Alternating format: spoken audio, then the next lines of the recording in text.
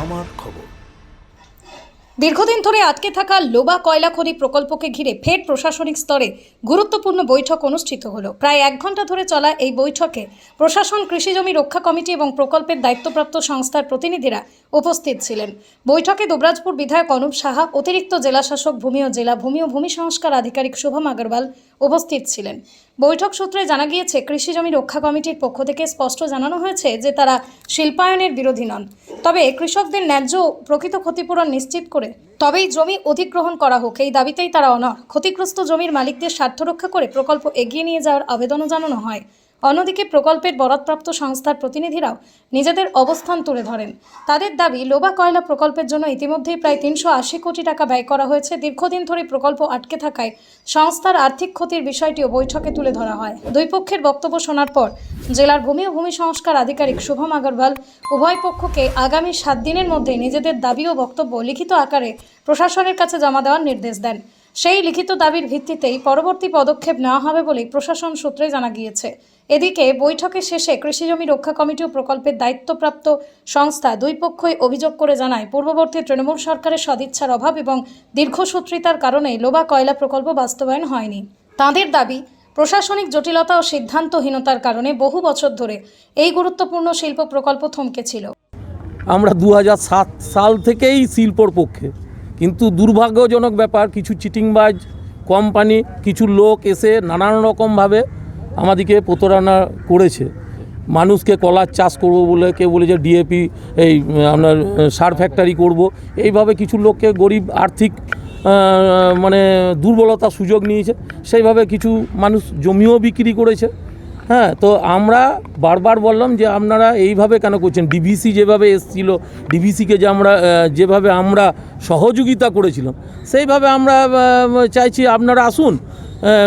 স্যারকে বললাম, স্যার যে কোনো আপনি গভর্নমেন্ট করুক বা আমরা সেইভাবে সহযোগিতা করব, কাউকে দালালি করার জন্য পয়সাও দিতে হবে না।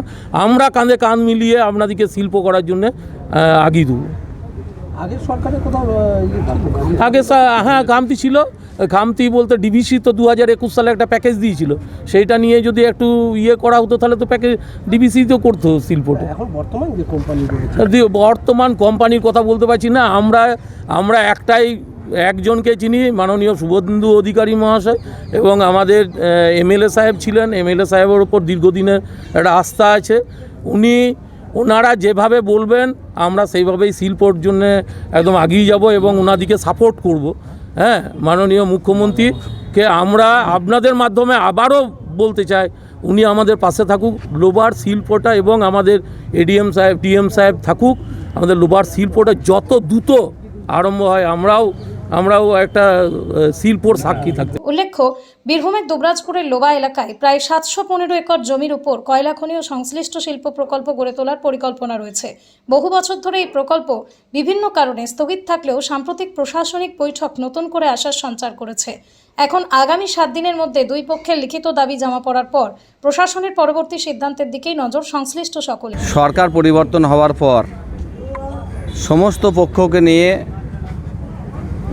কয়লা খনি করার মতামত তারা সবাই দিয়েছে। সবাই পজিটিভ আছে এবং আলোচনাও খুব গঠনমূলক পজিটিভ আলোচনা হয়েছে।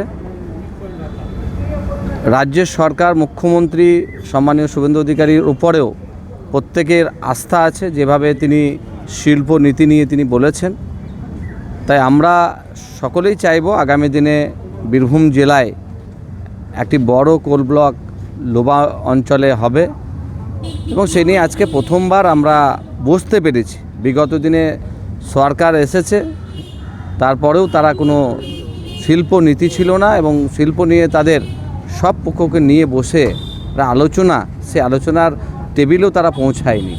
তাই আজকে পজিটিভ আলোচনা হয়েছে। এরপরে যখন যেমন আমাদের সিদ্ধান্ত আসবে সরকারের পক্ষ থেকে বা বিভিন্ন স্তরে আমরা আপনাদেরকে জানাবো। আমরা আলোচনা করলাম, আলোচনাতে একটাই জিনিস উঠে এলো, সবাই শিল্প চাইছে। শিল্প যে নীতি আছে, অন্যান্য জায়গাতেও কয়লা খনি আছে, ইতিবাচক আলোচনা হয়েছে, সব পক্ষেও তাদের মতামত জানিয়েছে।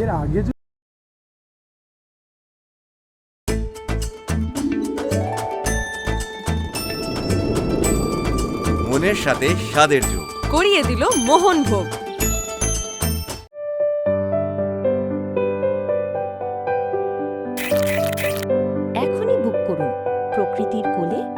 শান্তির এক অসাধারণ মুহূর্ত। দেখতে চোখ রাখুন আমাদের ফেসবুক ও ইউটিউব চ্যানেলে।